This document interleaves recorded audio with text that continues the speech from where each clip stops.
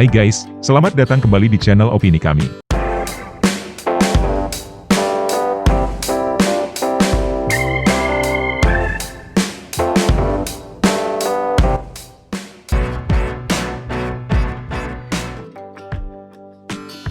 Sadarkah kalian bahwa kehidupan memaksa kita untuk mempertanyakan dan mengeluhkan tentang banyak hal yang terjadi di sekitar kita?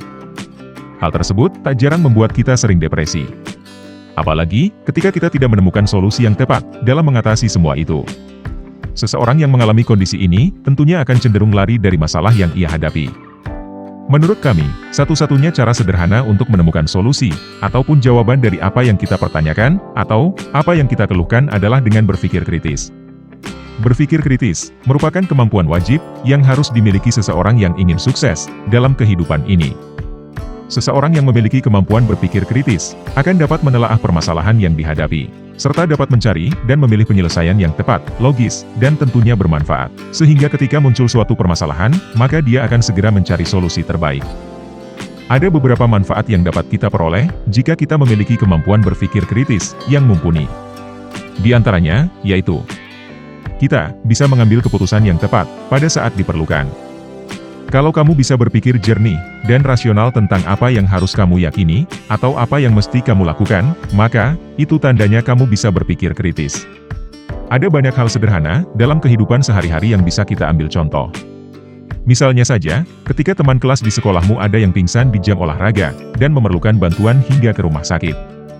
Di sisi lain, ada ujian yang wajib kamu ikuti di jam pelajaran berikutnya.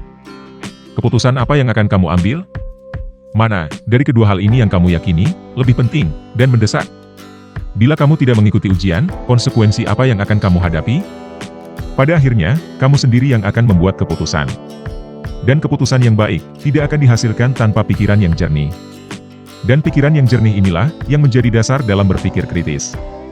Manfaat berikutnya adalah, dengan berpikir kritis, kamu akan menjadi orang yang berkarakter. Rasa penasaran bisa menjadi hal yang positif ketika diterapkan pada hal-hal yang positif.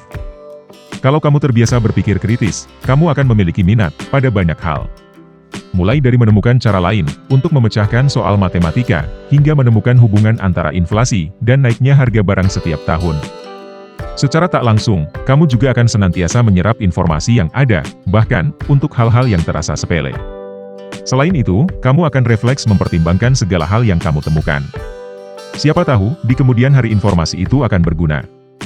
Dengan demikian, kamu akan lebih terbuka pada pemikiran orang lain, dalam sudut pandang yang berbeda. Atau, pada pendapat yang berbeda. Segala hal baik ini, pada akhirnya akan membuatmu lebih percaya diri, dalam menjalankan kehidupanmu. Manfaat yang lainnya, adalah, kamu akan melihat dunia pendidikan semakin luas, dan belajar dengan berbagai cara pandang yang berbeda, yang secara otomatis, akan memperluas wawasanmu dalam segala hal. Jika kamu secara sadar melatih diri untuk berpikir kritis, maka pola pikirmu akan terbawa pada kehidupan akademismu. Kehidupan pendidikan dalam pandanganmu takkan sama lagi, dan menjadi jauh lebih seru, karena ada banyak hal yang membuatmu tertarik. Kamu juga secara otomatis, akan lebih tertarik untuk mempelajari materi baru. Sebab, ada banyak pertanyaan di benakmu, yang memerlukan jawaban yang tepat. Hal tersebut terjadi, karena kamu akan semakin haus akan ilmu pengetahuan. Selain itu, kemampuan mengingatmu akan meningkat. Tak hanya mengingat, kamu juga akan terlatih untuk menganalisa, mengevaluasi, dan berkreasi dengan ilmumu. Tidak diragukan lagi, prestasi akademikmu tentunya akan meningkat. Namun harus diingat, bahwa meningkatkan kemampuan berpikir kritis, tidak semudah yang dibayangkan. Hal itu, didasari oleh beberapa faktor, yang menghambat perkembangan kemampuan dalam berpikir kritis. Salah satu faktor utama, sekaligus yang menjadi faktor dasar, yang mengakibatkan kemampuan berpikir kritis tidak berkembang, adalah ketidakmampuan seseorang dalam mengenali dirinya sendiri.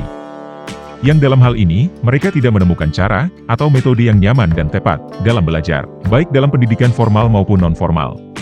Mendengar ini, sebagian dari kalian mungkin menganggap, bahwa yang salah adalah pengajarnya. Padahal menurut kami, justru mereka yang belajarlah, yang harus mengenali diri mereka sendiri, untuk menemukan metode belajar yang tepat. Pengajar, hanya memberi informasi kepada kita, mengenai hasil belajar mereka. Dan mereka yang belajarlah, yang mestinya menemukan metode belajar, untuk memahami hasil belajar pengajar mereka.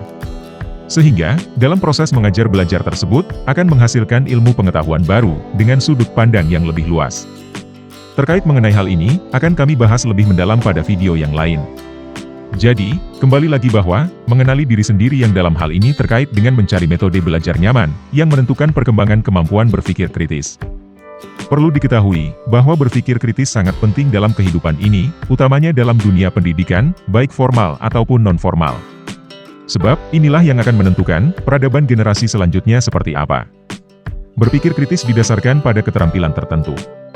Seperti mengamati, menyimpulkan, generalisasi, menalar, mengevaluasi penalaran, dan sejenisnya, yang bertujuan untuk menantang ide, yang kemudian menghasilkan ide baru, dan memiliki ruang lingkup yang lebih luas tetapi mendalam, dengan berbagai macam sudut pandang.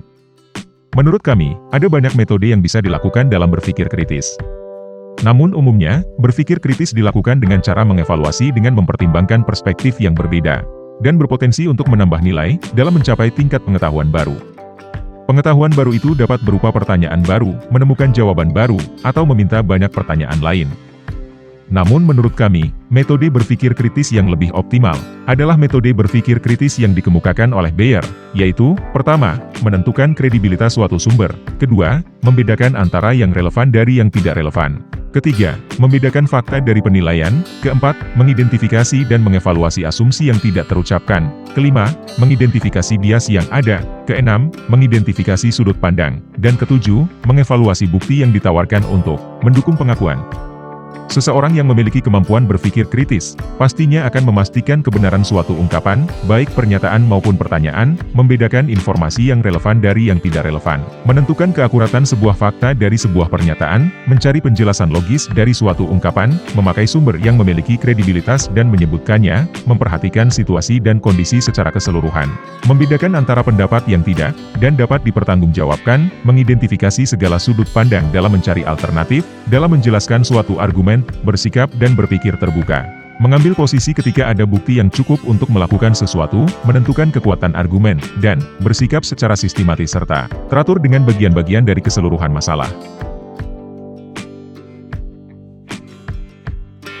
Perkembangan zaman dari masa ke masa, semakin memperkuat pentingnya berpikir kritis, sebagai salah satu elemen terpenting untuk menunjang kualitas hidup seseorang. Terkadang perkembangan zaman, membuat kita lupa akan identitas diri, karena kecanduan memanfaatkan teknologi. Oleh karenanya, daya kritis diperlukan agar manusia dapat menentukan tujuan, tanpa harus melibatkan mesin-mesin algoritma. Selain mesin, dampak perkembangan zaman, juga membuat manusia berubah karena terbawa arus masyarakat. Seringkali kita terlena dengan hal-hal yang viral di media sosial, sehingga takut untuk ketinggalan setiap detiknya. Untuk membendung semua itu, maka berpikir kritis menjadi satu-satunya filter yang tepat. Mengingat manusia adalah makhluk yang kompleks, maka tidak semua orang akan menyadari fenomena tersebut. Sehingga meskipun berpikir kritis tampak sangat teoritis, kenyataannya ia adalah ilmu yang harus dipraktikkan. Dari situ, perlahan-lahan kita bisa menempatkan akal sehat atau rasio, dan perasaan atau emosi, agar kita tidak diperbudak oleh dampak perkembangan zaman yang negatif.